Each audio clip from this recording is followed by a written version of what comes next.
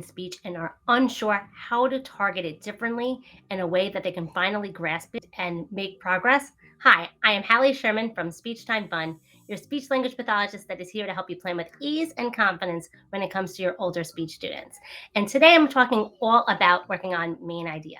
Many of our students, after they grasp those WH questions, they need to be able to work on higher level thinking skills when it comes to their language comprehension to be an effective reader and to show success in their classrooms.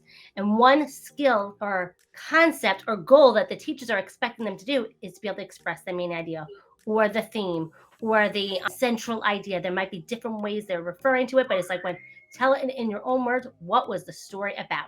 And I like to make it really explicit for my students. If you've been watching all my videos thus far, I'm all about making it visual, making it explicit, and so they know exactly what to do and to take the cognitive overload away from them. So when it comes to a fictional text, who is it about and what do they do? That's what they have to listen for. And if it's nonfiction, what's the topic? What's that one word heard over and over again? And what did you learn about it? Again, I like to use Jamboard to introduce these concepts, just like this one. You can easily import any picture from Google Images and then make a sentence strip, and they can easily insert it in. And you can easily scaffold it. You can give them the answer, they can sort it, and then fade out the prompt, the scaffold, and have them do it on their own. So who is it about? It's about a girl and a boy. We don't know their names. It's okay. And what are they doing? They're taking a picture. Does it matter that there's trees in the background? Does it matter that they're wearing jackets? No, those are details.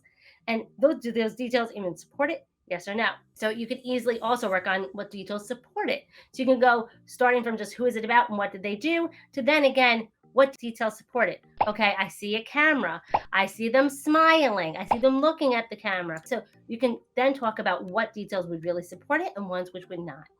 Okay, because then again, that might be something they're expected to do. What is the main idea and what details support it?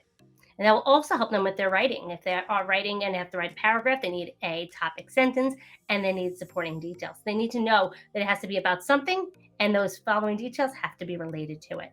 But again, giving them that framework, who is it about and what happened to them, will really help them hone in on what is expected of them and how to be successful. Let me show you another example. And then you can take the same thing and do it with a passage. Okay, but let me show you here. What I like to do is, so you can see I have a whole bunch of different pictures to practice. And once they master that, can do it on their own, then you can move to a passage. This is actually a simpler passage. And this one is a nonfiction one. And I copied and pasted this from another activity. And again, here's a sentence strip. What's the topic? What word is being heard over and over again? And I like to teach my students a strategy of listen to me while I'm reading it. I might stress an important word that I want you to focus on. So I hear the word sharks over and over again. And what did we learn about them? Did we learn that they're scary? What is the author? A lot of times what do we learn about it is typically the author's purpose. Oh, they're teaching me about sharks. So this whole thing was about sharks, and we learned about the different details about a shark.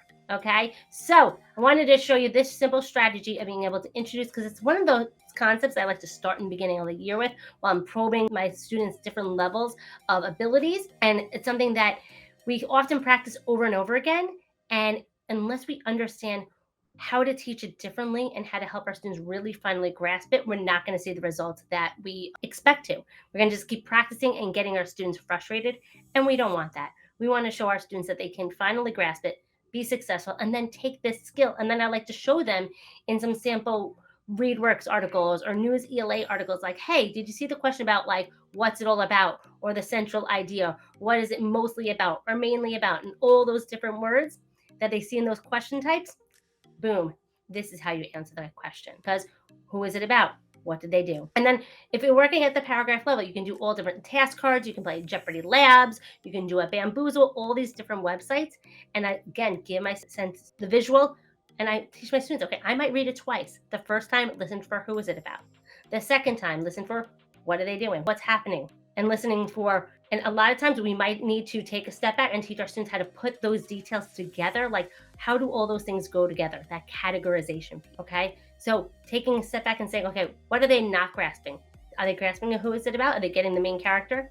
If they're not getting what's happening to them, maybe because it's not explicitly stated.